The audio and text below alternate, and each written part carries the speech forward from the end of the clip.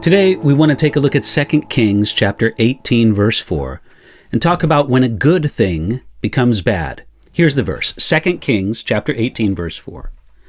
He removed the high places and broke the sacred pillars, cut down the wooden image, and broke in pieces the bronze serpent that Moses had made. For until those days, the children of Israel burned incense to it and called it Nehushtan. Now, after the fall of the kingdom of the northern tribes in 2 Kings chapter 17, chapter 18 begins with the story of Hezekiah, one of the best kings of the kingdom of Judah.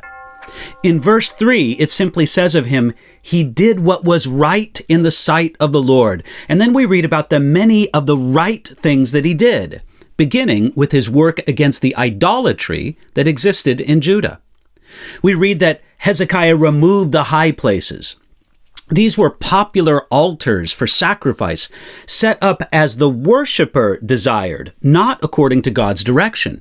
And many other kings of Judah, even some of the good ones, allowed these unapproved places for sacrifice called the high places. Hezekiah removed them. We also read that he cut down the wooden image, which was probably some wooden pillar used in the immoral rituals that were intended to honor the pagan goddess Ashtaroth. And finally, we read in verse 4, and he broke in pieces the bronze serpent that Moses had made. Now, what's this all about?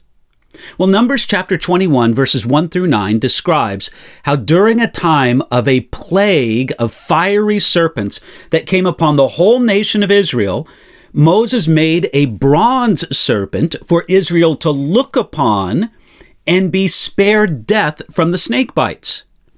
This particular statement in 2 Kings tells us that this bronze serpent had been preserved for more than 800 years. But Hezekiah looked at it and he called it Nehushtan.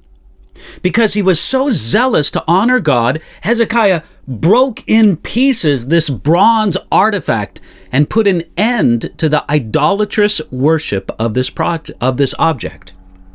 Now, this bronze serpent was a wonderful thing. When the afflicted people of Israel looked upon it, they were saved. It was even a representation of Jesus Christ, as Jesus himself would later say in John chapter 3, verses 14 and 15. Yet people could take something so good and so used by God, and they could make a destructive idol out of it. In the same way, sometimes good things become idols, and therefore they must be destroyed. For example, if some precious artifact from biblical times was discovered and then became an object of idolatry for many, it would be better to destroy that thing. Now, God's people must likewise be on guard against idolatry. You know, there are many kinds of idolatry in the modern church. We can make leaders idols. We can make education an idol.